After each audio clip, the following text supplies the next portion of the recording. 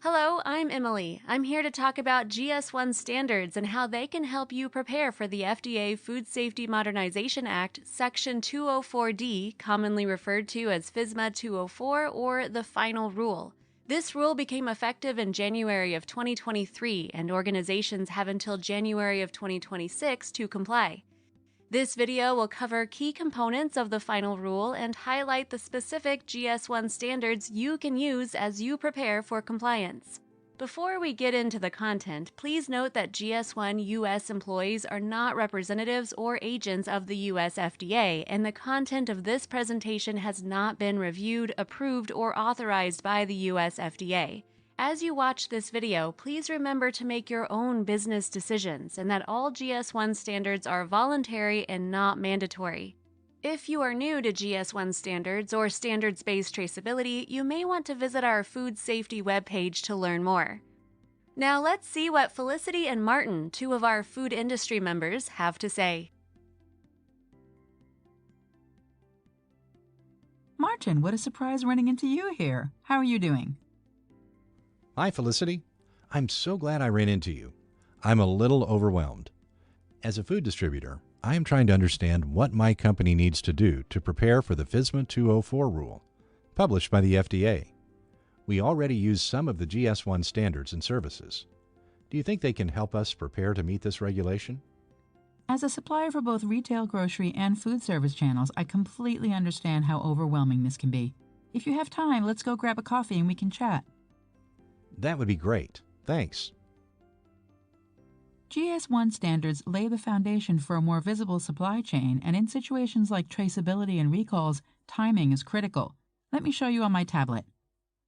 I'm part of the GS1 US FSMA 204 workgroup, which includes suppliers, distributors, operators, retailers, solution providers, and associations. We have been developing a set of tools to help companies assess where they are in their traceability journey and where they need to go. This will help them design systems and processes that help enable them to be more scalable, accurate, and interoperable. One of the tools created is a guideline called Application of GS1 System of Standards to support FSMA 204. That's great. Could you tell me more about how FSMA 204 started? Of course. This effort to enhance traceability in the U.S. supply chain is part of a larger piece of legislation dating back to 2011, when the FDA Food Safety Modernization Act was signed into law. The goal was to transform the food safety system in the U.S. by shifting it from being a reactive response to foodborne illnesses to a preventative one. FSMA 204, which is also referred to as the Final Rule, outlines record-keeping requirements for certain high-risk foods that the FDA has identified in their Food Traceability List, or FTL. If your company manufactures, packs, processes, or holds any of the foods from this list, the final rule requires you to keep additional traceability records, and if the FDA requests them, you must share the records within 24 hours or within some reasonable time to which the FDA has agreed. Please keep in mind there are some exemptions. You should always reference the final rule on the FDA website to see if any of them apply to your company. I see. What specific information does my company need to gather? The final rule outlines certain steps in the supply chain, known as CTEs, critical tracking events, and specific KDEs, key data elements, that must be recorded. CTEs are actual events such as receiving, packing, shipping, or transporting that occur to the traceable object during its life cycle. KDEs are the elements of data that describe the actual instances of a specific CTE. Used together, CTEs and KDEs describe where and when in the supply chain the event took place, what foods were involved, and provide ties to the records that support the data, such as the traceability lock code. Here's an example the FDA provides for cucumbers. The circles are the CTEs, or steps, and for each of these, there are specific KDEs, or attributes, to describe them. A crucial point of FSMA 204 is to distinguish affected locations and foods from unaffected ones during a food safety investigation. Use of GS1 standards can help support the process to quickly identify affected locations and the affected foods so they can be removed with minimal impact to consumers. We already use GTINs, or Global Trade Item Numbers, and GLNs, the Global Location Numbers. Is this helpful? You're on the right track. Traceability starts with the unique identification of products and locations, which is what the GS1 identification keys, GTIN and GLN, respectively enable. You can also identify pallets or logistic units using Serial Shipping Container Codes, or SSCCs, which come in very handy for this rule. If you have trading partners that are not already using GTINs or GLNs, they can visit the GS1 US store.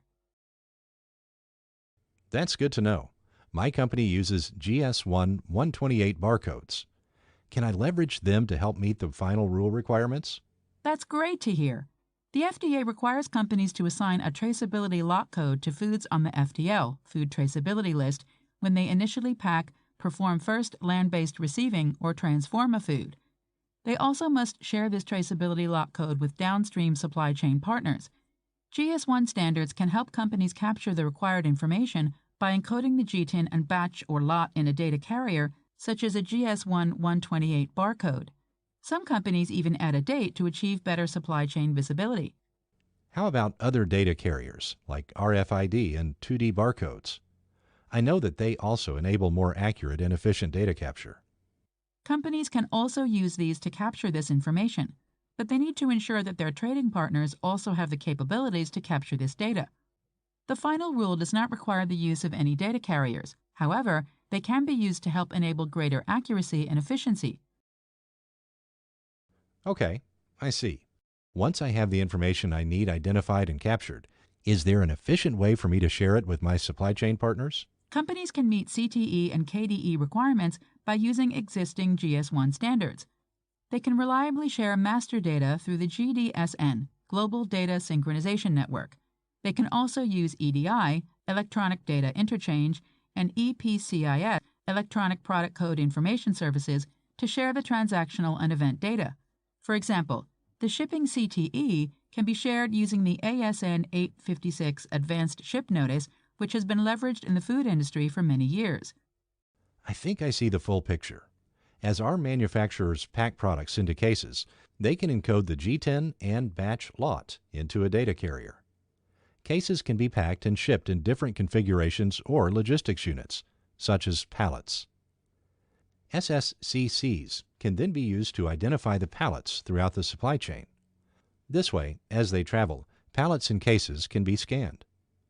Advanced Ship Notices, or ASNs, with all the detailed information can be sent when the product is shipped to the next trading partner. This will allow us to know their locations all the way to the restaurant or grocery store. Exactly. And while FSMA 204 doesn't require the use of GS1 standards, or any other standards, companies can leverage them to establish more interoperable and scalable traceability systems while meeting FSMA 204 requirements. This information is great. Thank you for taking the time to show me. You're welcome, Martin. It's always a pleasure chatting with you. For more information on how to use the GS1 system of standards to help meet the requirements of FSMA 204, please check out the following resources: the GS1 Standards for Food Traceability Online Certificate course and the GS1 US FSMA 204 webpage. To learn about the additional benefits of implementing traceability programs, check out the following videos: Why Inventory Management Matters for Supply Chain Visibility, and How to Apply GS1 Standards for Improved Inventory Management and Supply Chain Visibility. For additional information, or if you have questions, please contact our member support team at info@gs1us.org.